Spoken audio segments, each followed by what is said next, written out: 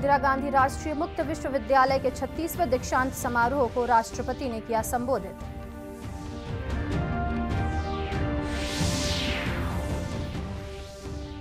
प्रधानमंत्री ने आज नई दिल्ली में केंद्रीय अन्वेषण ब्यूरो के हीरक जयंती समारोह का किया उद्घाटन।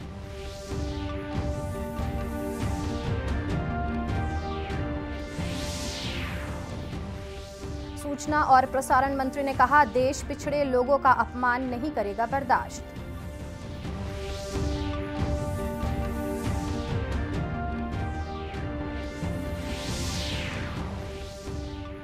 और प्रदेश में पीडीएस घोटाले की सीबीआई जांच की मांग को लेकर डॉक्टर रमन सिंह ने केंद्रीय मंत्री को लिखा पत्र।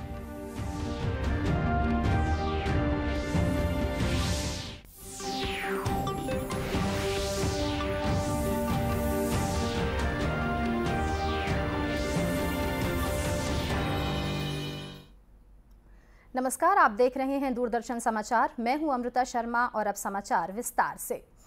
राष्ट्रपति द्रौपदी मुर्मू ने कहा है कि भारतीय भाषाओं को बढ़ावा देकर बड़े पैमाने पर नया विश्व स्तरीय ज्ञान और विज्ञान सृजित करने की पूरी संभावना है। उन्होंने कहा है कि नई शिक्षा नीति 2020 के बहुत से महत्वपूर्ण सुझावों में इस बात पर भी जोर दिया गया है कि भारतीय विरासत पर गर्व करना चाहिए और भारतीय भाषाओं को शिक्षा का माध्यम बनाया जाना चाहिए। इंदिरा गांधी राष्ट्रीय मुक्त विश्वविद्यालय के 36वें दीक्षांत समारोह को संबोधित करते हुए राष्ट्रपति ने विभिन्न क्षेत्रों में महिलाओं की सफलता और प्रगति की सराहना की। मुझे ये जानकर विशेष प्रसन्नता हो रही है कि हमारे जेल इनमेट्स भी इग्नू से शिक्षा प्राप्त कर रहे हैं।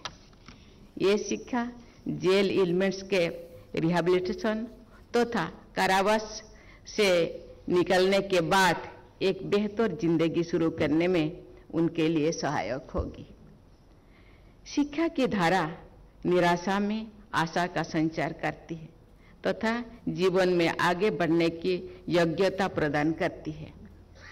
उच्च शिक्षा से जुड़ी प्रत्येक व्यक्ति के लिए ये प्रसन्नता का बात है कि बड़ी संख्या में दिव्यांग विद्यार्थियों भी इग्नू से शिक्षा प्राप्त कर रहे हैं। राष्ट्रपति ने कहा कि विभिन्न उपाधियां और प्रमाण पत्र प्राप्त करने वाले छात्रों में 55% संख्या महिलाओं की है। उन्होंने यह भी कहा कि स्वर्ण पदक प्राप्त करने वाले छात्रों में आधे से ज्यादा संख्या लड़कियों की है। प्रधानमंत्री नरेंद्र मोदी ने कहा है कि देश में भ्रष्टाचार के खिलाफ लड़ाई के लिए राजनीतिक इच्छा शक्ति की कोई कमी नहीं है। आज नई दिल्ली में केंद्रीय अन्वेषण ब्यूरो के हीरक जयंती समारोह का उद्घाटन करते हुए प्रधानमंत्री ने सीबीआई से कहा कि वह भ्रष्टाचार के खिलाफ कार्रवाई करने में कोई संकोच न करे। श्री मोदी ने कहा कि पिछले 6 दशकों में सीबीआई ने बहुआयामी और बहुविषयी अन्वेषण एजेंसी के रूप में प्रतिष्ठा प्राप्त की है। उन्होंने कहा कि सीबीआई ने अपनी कार्यप्रणाली, सक्षमता और क्षमताओं के जरिए लोगों का विश्वास अर्जित किया है। न्याय के, इंसाफ के एक ब्रांड के रूप में सीबीआई हर जुबान पर है। सामान्य जन का ऐसा भरोसा जीतना कोई साधारण उपलब्धि नहीं है।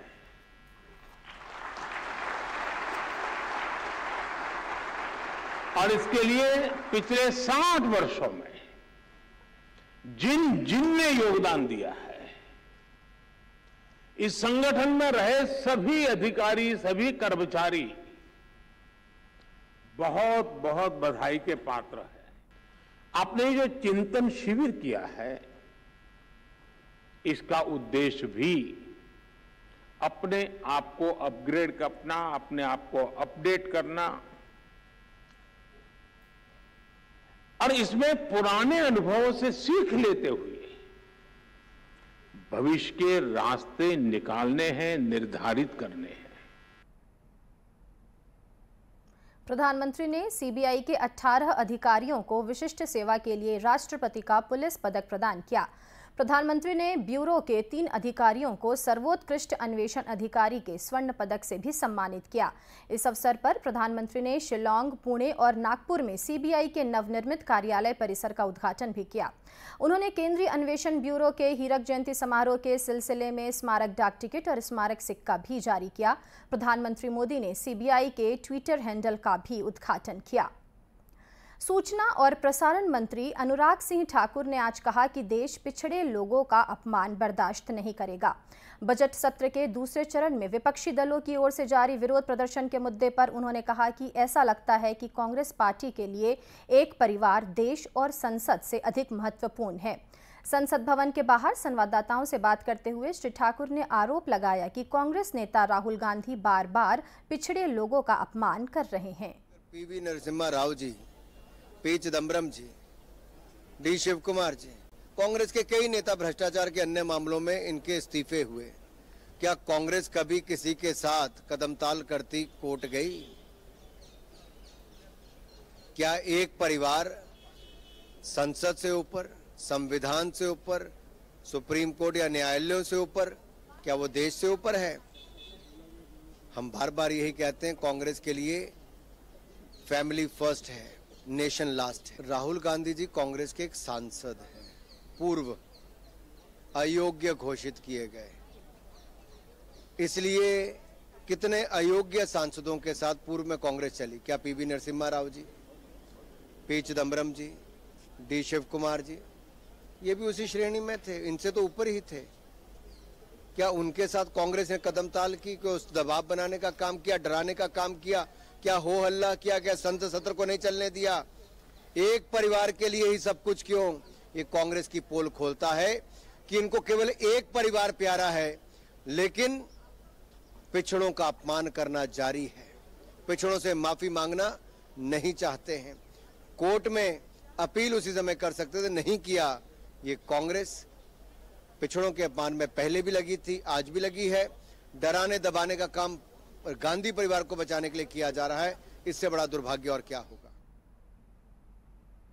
श्री ठाकुर ने कहा कि कांग्रेस पार्टी इस पर माफी मांगने की बजाय लगातार दबाव बनाने की कोशिश कर रही है।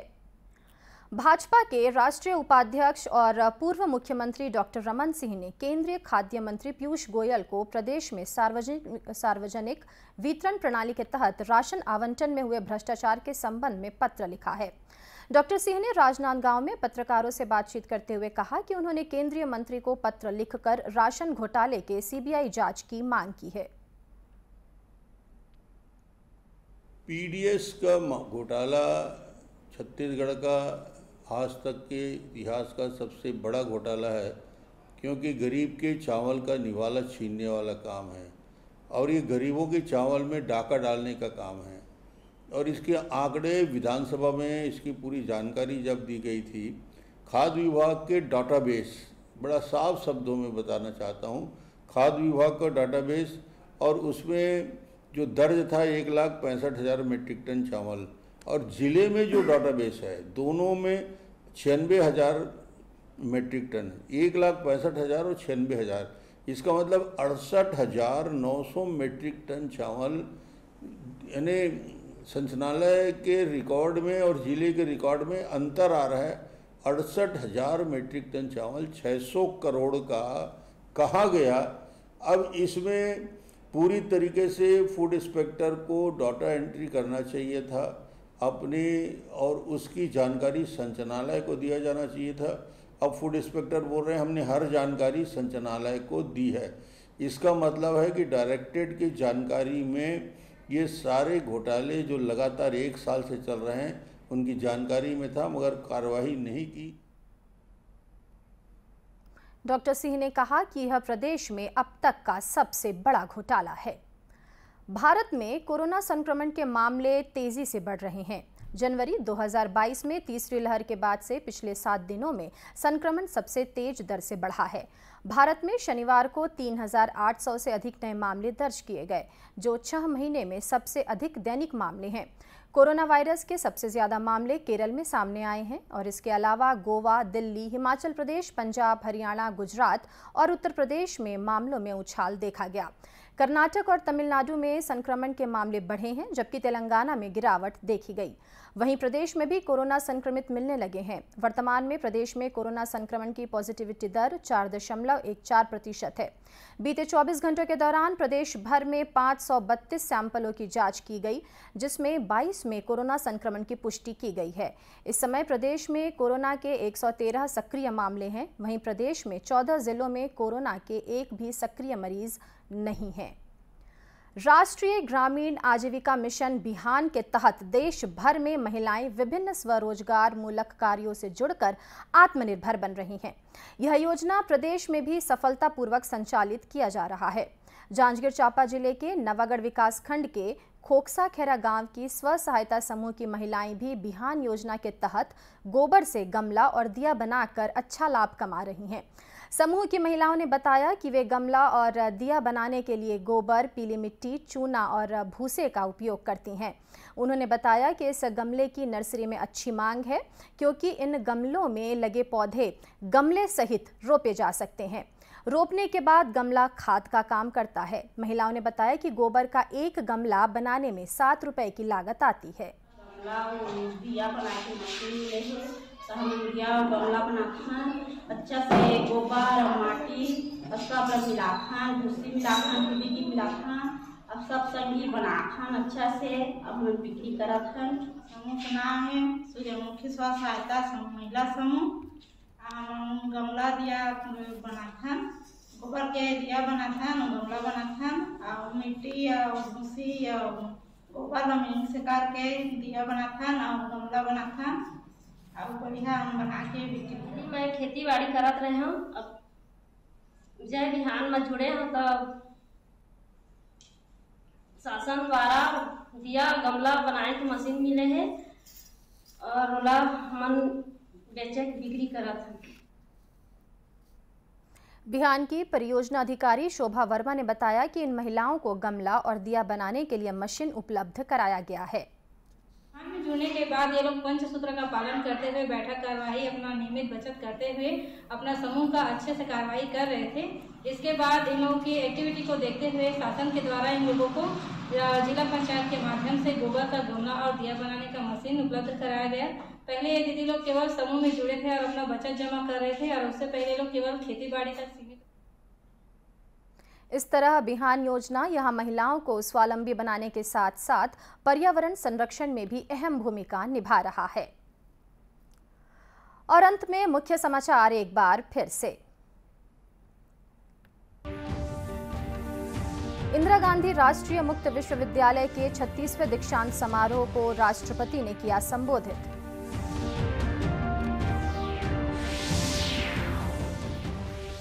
प्रधानमंत्री ने आज नई दिल्ली में केंद्रीय अन्वेषण ब्यूरो के हीरक जयंती समारोह का किया उद्घाटन।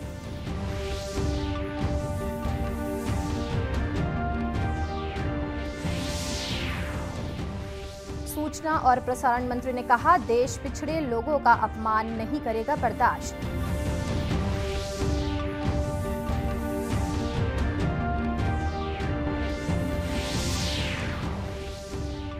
और प्रदेश में पीडीएस घोटाले की सीबीआई जांच की मांग को लेकर डॉक्टर रमन सिंह ने केंद्रीय मंत्री को लिखा पत्र।